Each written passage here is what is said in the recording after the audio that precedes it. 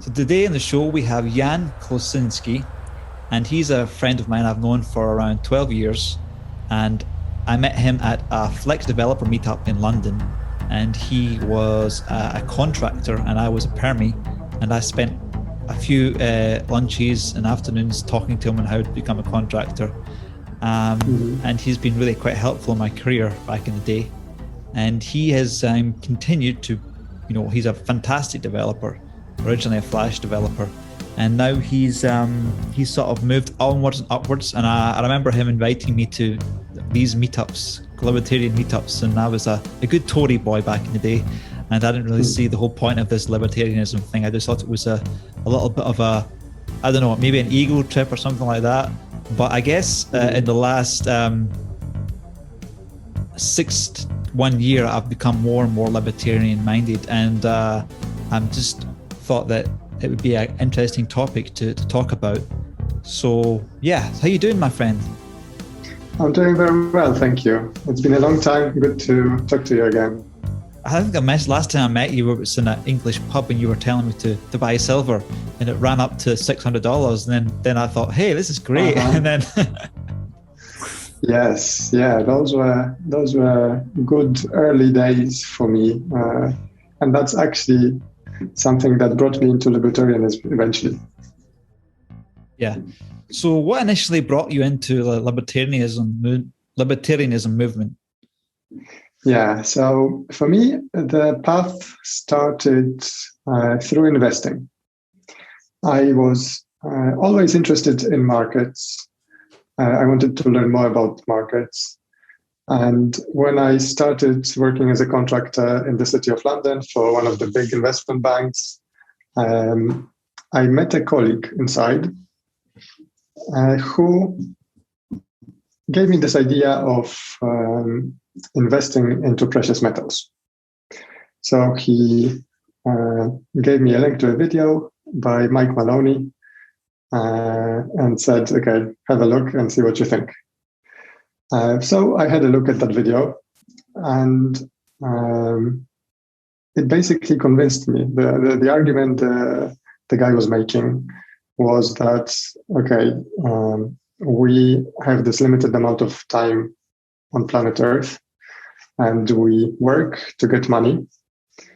And then somebody else is able to create this money out of thin air.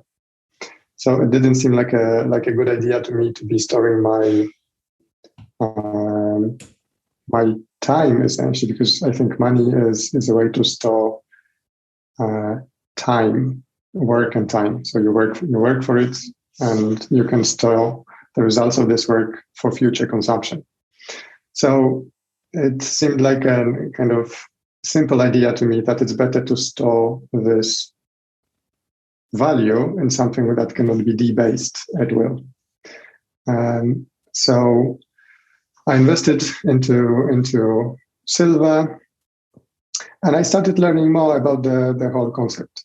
And as I was listening to different interviews with different people, this thing called the Austrian School of Economics started popping out. So I kind of realized that a lot of the guys who are into this precious metals thing are thinking along those lines of the Austrian School of Economics. And then a few months later, I was back home in Poland for Christmas, and I met with a member of my family who is a lawyer and a law professor, an academic. And it turned out that he is an anarchist, libertarian anarchist kind of guy.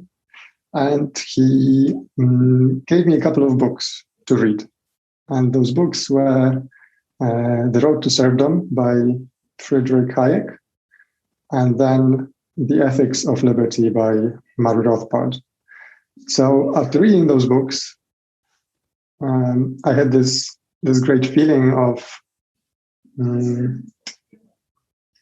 as I was reading on, I was realizing that somebody's able to explain very coherently and consistently how a society works, what is value, and I was basically sold on the idea, and I realized that this makes sense to me, and this is the correct way to think about human interaction. It's interesting. You mentioned the word anarchy. What is it that stops anarchy becoming like a criminal mafia run state? I mean, why do people try to combine them both? You know, because I've seen countries where there's lawlessness and it's not funny, especially if you get on the wrong side of people. And if there's no law to protect you, then you don't want any anarchy at all. You want safety and security, which is the foundation of the pyramid of happiness. Absolutely. So I think it's when we talk about anarchy, I think it's very good to define what it actually means. I feel that the common understanding of what anarchy is incorrect, because to me, what anarchy is not lack of order or lack of rules, it's lack of rulers. So anarchy doesn't mean a disorder, it means spontaneous order.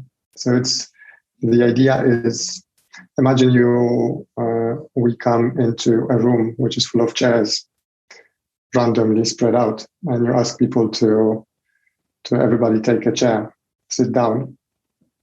What happens? Everybody chooses a chair that suits his or her needs, or comes to a compromise with everybody else, and everybody sits down kind of peacefully. People don't start fighting over the chairs. So to me, anarchy is really it's a logical conclusion of being a libertarian. Because what is libertarianism? It boils down to a simple principle from which everything else is derived, which is the principle of non-violence, non-aggression. So if this is the foremost principle that you want to uphold,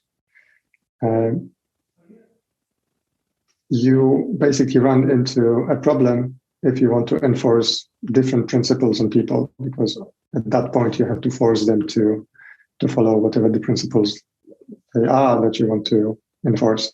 So, and if you don't do it, then you end up in the state of anarchy.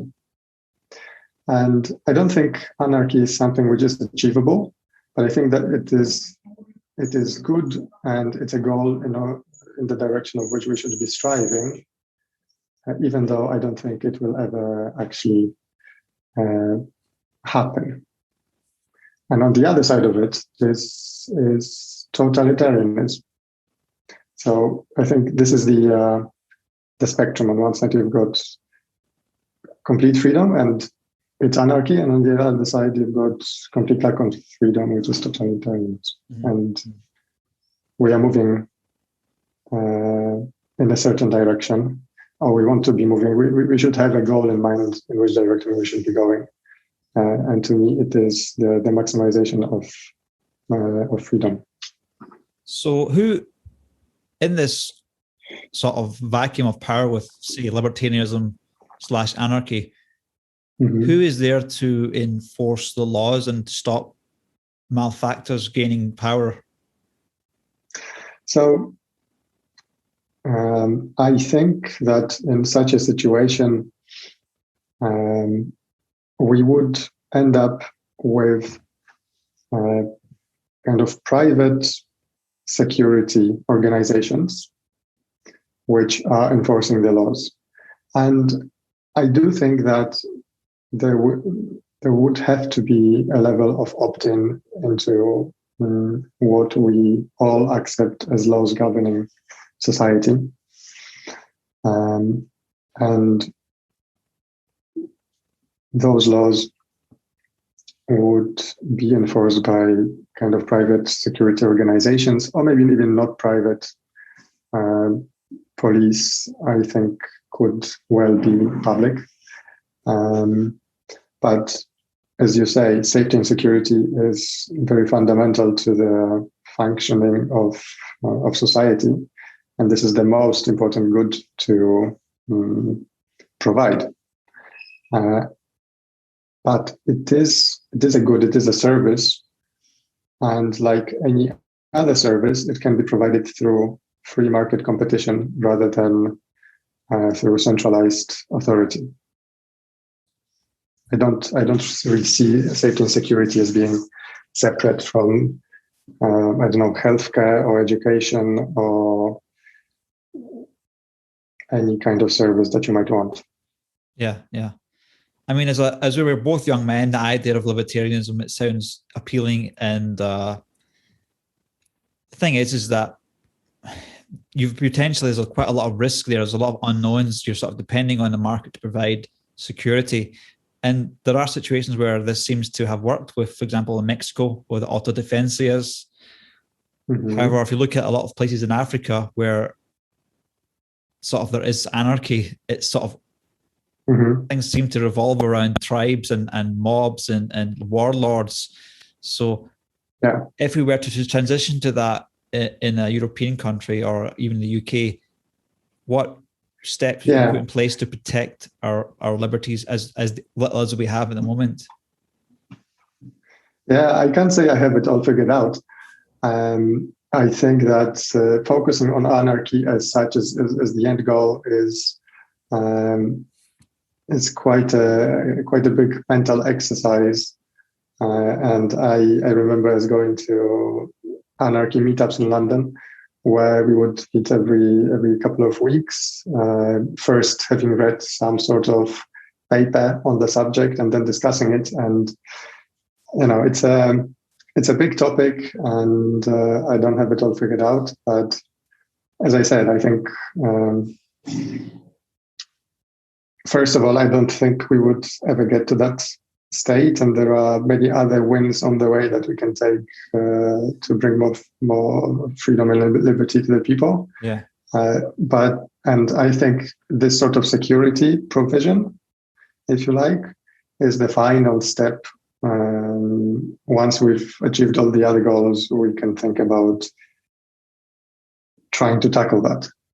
The thing that annoys me, though, is that we have a lot of people talking about anarchy, but they've never lived in a country with anarchy. They've never lived in a place where they have to have private security for defenses. It's all a lot of privileged people that are coming out with these anarchist statements. That you're not. I mean, I see you as a libertarian. I'm not putting you in that category. So if you want to come and say, let's talk about anarchy, why don't you go live in a country where there is no rule of law? That's just, you have the defense, private security, then come and teach us about anarchy, because I think people just they're not really freedom anarchy people. They're more just like, it sounds cool, but until you've lived in a situation where there can be self-organizing mobs, you know, good and bad, then who are you to basically promote anarchy? Yeah, I think, again, it comes to the understanding of anarchy. And I re-emphasize that anarchy is not synonymous with chaos and self-ruling mobs. It's having rule of law and voluntarily opting out to the organizations which would be enforcing that law. And I think that it might very well be that we decide that the enforcement and law and the judicial system is best organized by an organization that we already know, which is called the state. So it's not necessarily opposed. So the way that libertarianism can come about is basically people disillusioned with democracy, which is dangerous as well, based on lots of observations on history. So we have a situation, we both live in the European Union right now. And what has happened, in a sense, is that we have a bunch of unelected people, the European Commission, propose green passports, get a vote on Parliament to basically accelerate it. And then on the 28th of May, they've basically accepted green passports. Now in Austria, they're trying to roll this out, and there's the media coming out and saying, yeah, you can go to a restaurant if you have this green passport. And I'm just like, what on earth has happened there? You know, this is unbelievable, and it's hardly reported on the news at all. There's almost no discussion about it, and this is absolutely unbelievable what's happening. A lot of people are disillusioned about democracy because we had the European Commission. I've been watching them very closely on LinkedIn. They're coming out with stories before the votes have happened, saying covered passports will enable you to travel freely. And they haven't even voted on this thing through Parliament yet. And this is like coming from the top down, forcing the MPs. 540 MEPs voted on this thing. I've got a bunch of them in Austria. None of them bothered to reply back to me. I know I'm a European citizen as well. I'm a Greek citizen. And so this for me just smells like career politicians in a club telling us all what to do. And this could go either way. The European Union people, citizens, might be so domesticated that they basically just sit this taken down, or it causes flows of people to more nationalist, Brexit type parties, and this could break up the union. Speaking mildly, by the way. Yeah, no, absolutely. I think that's a very worrying idea. It's just a new form of apartheid, really. It's segregating people into those privileged and those unprivileged on arbitrary measures. And of course, those kind of measures always brought forward in a situation where the public is scared. You have to scare the public into accepting whatever great solution you've got. And this has been exactly the case with the pandemic, how it's being reported on, how any kind of dissent is being censored, either online, different platforms. So yeah, it is a bad thing, and but I'm not terribly surprised that this is happening. I'm kind of disillusioned with the idea of being able to like bring more liberty and freedom through the existing institutions, because if you look at it over time, the European Union itself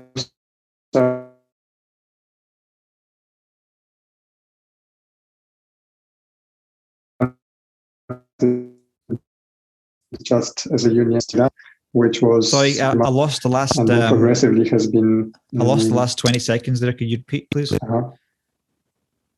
Sure. So I was talking about how I lost hope that we can expect more freedom and common sense from those big international organizations such as European Union. And the EU itself, the evolution of it is a good example of what's happening. It might have started as a free market organization focused on trading steel and copper, or I'm not sure what else. But over time, it has been acquiring more and more authority and power to set laws affecting different parts of life. And it keeps going, it keeps consolidating, it keeps evolving in the direction of United States of Europe.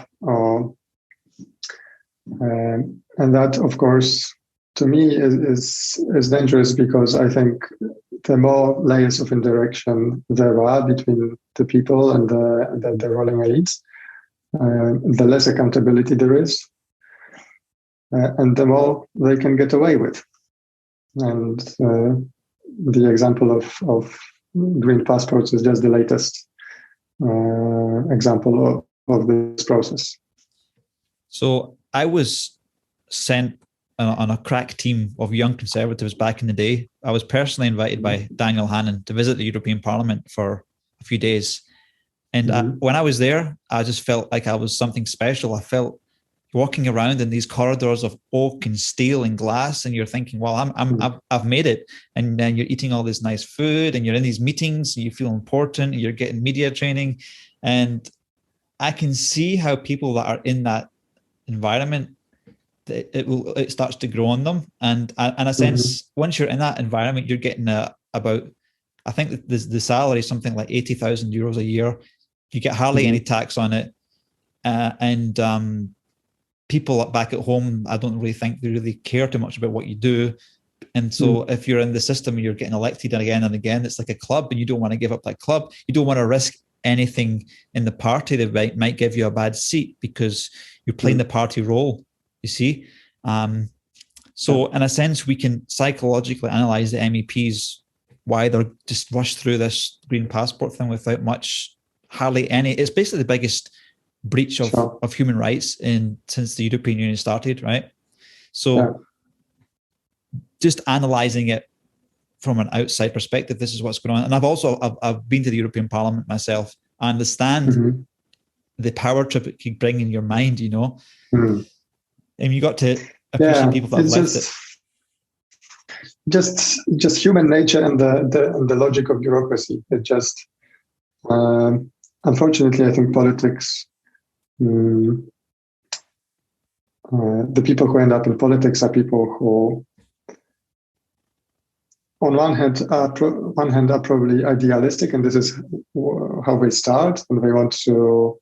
They believe in the idea of common good, and they want to change it in the direction that they believe is the best. But I think inevitably, over time, those great ideas are being put into a side, and what takes its place is just the local logic of internal political maneuvers, and over time, power corrupts, and the more power you have, the more it corrupts. The more you like the feeling of being able to set laws that people have to abide by, and it just always goes in that direction, and then at some point there's a popular uprising against the rulers, and it would be nice if we avoided an outcome like that, and perhaps a breakup of the political union would be the best thing that could happen. Otherwise, I don't know. Maybe at some point people will start trying to fight against the machine more directly. It's a big, grand human experiment because we've never had such infringement on our rights globally, and we've never had the communication tools to have dissenting views. So we've seen these protests just breaking out, almost organically around the world right now. Even in Austria, we had protests recently, in Germany, in the UK. And then we have these new laws coming out trying to limit the noise of the UK protests. And I recently saw in Germany, there's some kind of, I've not had time to fact check it, but apparently they're going to start surveillance on people that are organizing protests. So this is like complete 1936 style stuff. That's like, what is going on, and it's bad, and the majority of the public accepts it because they are scared, and they think that whatever liberty, shrivelty doesn't matter. What matters is the end result, which is our safety and security, and not getting ill or sick and potentially dying. People in the West have become very unfamiliar with the reality of the world, which is that the world is dangerous, and that you might die because there's so much unexpected things going on. Because life has been good in the West. People have gotten used to it, accustomed to it, and they are willing to give up more and more liberty for that feeling of safety. So, it's just the state of the affairs. It's unfortunate, but we also shouldn't give in too much to pessimism and do what we can to inform the public. I think you're doing a good job on LinkedIn, going against the tide, because actually there are also quite a lot of people who haven't forgotten about their common sense, and they don't like various things that are going on around. And what we need is to coordinate. And in this day and age, we've got access to our own mass media, which is the internet. There are interesting experiments in coordination and incentivization going on online. So I think we are in the process of figuring out new and better ways of organizing society and coming to a consensus on different issues. And I don't think those organizations of old that we have are changing quickly enough to fulfill those needs. So we need to build something better. Yeah, this grand experimental. If there was like a global socialist sociologist that was looking over the earth and seeing what's happening, what we really have is two different parties at play, right? We have the centralized governments, which are also coordinating because they're starting to sound the same a lot. Build Back Better, Great Reset. Absolutely. And then you have pretty much thousands, if not millions, of little decentralized bunches of concerned citizens that are self-organizing, forming groups, forming protests, and there's nobody controlling them, which is great. I mean, the last thing we want is, dictators within this new movement. So we don't want to replace the old system with another system that's like dictatorial as the old one. We want basically a compromise. We want democracy to work because we're used to democracy. But we don't want despots, and that's just my worry. If there's, we've seen a lot of places where vacuums come, then we basically have dictators come up in place of them. So it's almost too much to handle mentally, to figure out what's going to happen next. Yeah, and it's probably nobody can figure out what's going to happen next because the world is a complex place, and all these actors affect each other and each other's decisions. But I think that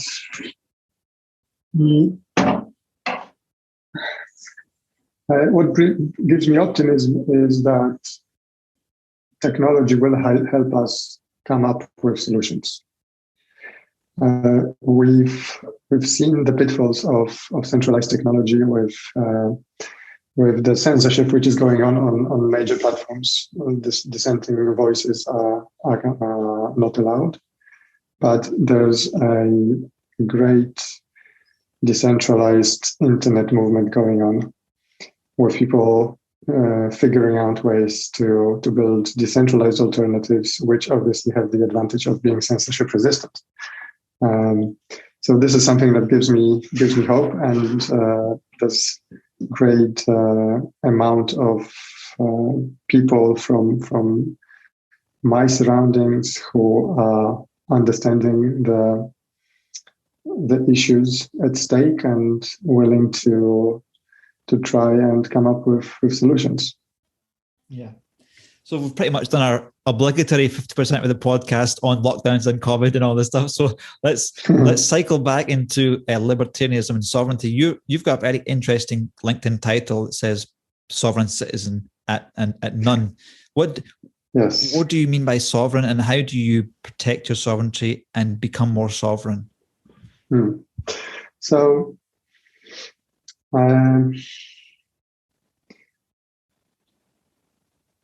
In order to have sovereignty, I think what it really means is independence. It's being able to pick the place in the world where you want to be be able to take your wealth with you, to be able to exit a certain situation if you don't like it. So for me, a certain milestone that allows you to become a sovereign individual is to have independent sources of income, for example, that allow you to change the place where you live. I think the information age in which we live today means that it is becoming more difficult for central governments to control the flow of people and the flow of funds. And to be a great tool for sovereignty is decentralized money, such as Bitcoin. And I think this is the most effective tool we have in the fight against the ever-growing state. Because when you think about it, what allows the state to grow is the fact that it can issue money to pay for all those social programs or wars abroad and all the different ideas of the different agencies, which it then uses to enforce the laws that it comes up with. And this, in turn, is something that has not been there throughout history. This is mostly a feature of the 20th century and the invention, let's call it, of central banking. Before that period, when the world was on the gold standard, the fact that gold supply was limited was holding the government to a certain level of prudence so that they couldn't spend money that they didn't have, and they couldn't create that money to spend it. And this is the big issue for me with cryptocurrency. I think that if the world will, over time, move to use money which is independent of the state, it will have a very profound effect on what we see today on the power of the state. I think it will act as something that will be constraining that power and making government realize that it cannot take the money away from the people. It might want to start incentivizing the people to use its services. So I think it will transform the government from being more or less oppressive organization today to being less oppressive organization tomorrow. Mm-hmm.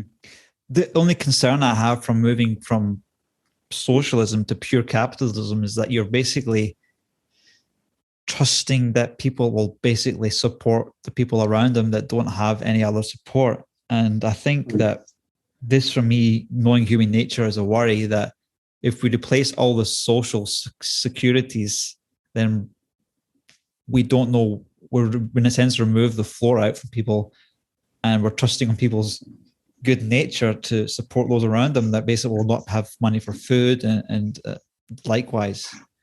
Well, it's not necessary that you remove that social support, but you will have to cut your spending somewhere. So you might realize that there's no point you running the health service if you can let the market provide the health services or education or whatever are the big costs of running the government. So that's the first point. On the second point, I think that people, if you let them, if you give them freedom, if you give them opportunity to build wealth, are quite charitable. So I don't think that in a free society, people would be unwilling to pull their money together to provide some sort of social net for people who are less fortunate than them. And this is, in fact, it has in fact been the case in the 19th century England, where most of the hospitals were built by private investors as a common good. So I'm optimistic on human nature, but I think incentives have to be designed in such a way to bring out the best in people and not otherwise. Mm-hmm. So, like, if this has to be organized in a grand scale, then in a sense, you're going to need some group of leaders that will, in a sense, help to organize this? Because I don't think this could organize itself everywhere uniformly in a fair way.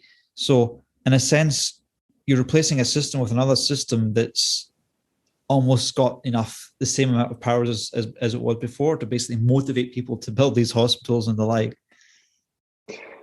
I think it would be quite different, and I think it doesn't all need to be centrally planned. And I think it's actually central planning is much less efficient than letting the decentralized market provide services in places where they are needed. And I think a good example of that is, let's say, the space of computers and computing. Right? We see how technology advances, and we have access to better and better technology over time, but the price is not advancing all the time. The price is staying more or less the same, right? If you bought a laptop today, it probably costs about the same as the laptop you bought 5 years ago. So technology is deflationary.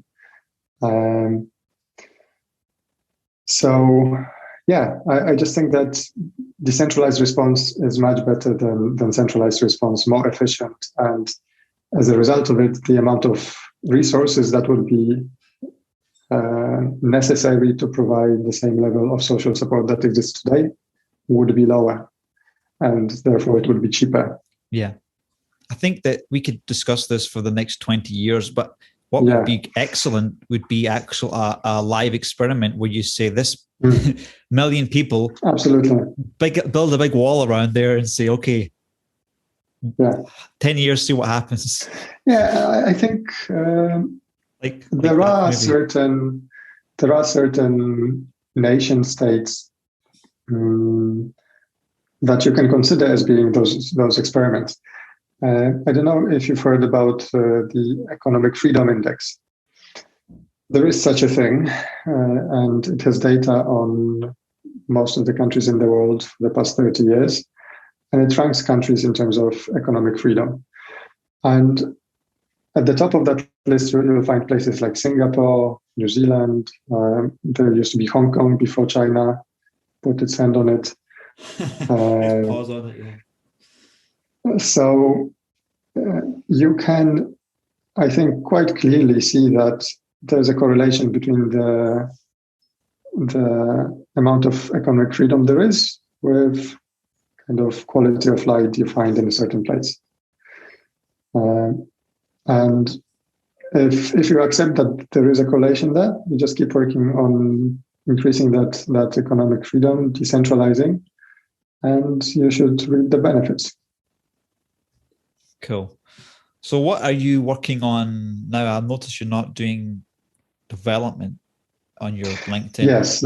Yes, that's true. I've kind of temporarily probably retired from actively working on something in terms of software engineering. A stressful career. Yeah. It's. Although I mean, I quite enjoyed it, and I still find the whole concept fascinating. And I'm spending some time now to learn how to build decentralized applications on top of Ethereum. There's so much activity going on there. There's so many different projects being built that I will probably want to build something on there. But mostly, I've become an investor. So I spend a lot of time researching different investment opportunities. All of it, or most of it, is in the sphere of blockchain and cryptocurrencies. So this is something that fascinates me, and what I'm spending my time with. Cool, mate. So any more questions, anything you want to talk to our audience? No, I think I would encourage everybody to maybe check out some of those classics that I mentioned at the beginning from the Austrian School of Economics, or read the Bitcoin white paper and just dive into the decentralized web, which is being created by all those different projects such as Ethereum, to see what opportunities there are, because there's a lot of opportunities for people to contribute or build an independent career in the new decentralized world. So that's what were those all. books again? I didn't quite pick it up. Yeah, so one of them was The Road to Serfdom, which The is Road by to what? Serfdom. Serfdom. Yes. Okay. Which is an interesting book written on the pitfalls of socialism and benefits of liberalism. And the other, for people who are more kind of intellectually, philosophically inclined, why is it not only beneficial to have a lot of liberty, but also why is it morally good to respect other people's liberty, is the work of Murray Rothbard, Ethics of Liberty. Cool. Well, as the European Union rolls out green passports, I'm going to be looking very closely at what the social outcomes are, because I mean, I haven't seen many people talk on LinkedIn about what's happening in Europe, because most of the time my contacts are from the UK. It's going to be interesting to see what happens, and we'll probably have you, maybe some others on to talk about the social outcomes of this. But how do people get in touch with you if they want to talk to you? Sure. I'm on Twitter at Vanjan, that's VANJAN, or LinkedIn. And you can find me by my full name, which is Jan Kłosiński. I guess you can spell it out on the podcast description. That's the best way. Okay, Jan, really appreciate your time. Been a pleasure to talk to you again. It's been too long. I know it's been, 8 years or something, or 6, something crazy, man. I don't even remember. It was a long time ago. Silver was $600. That's the last time we basically met each other. Yes, okay. That was a long time ago.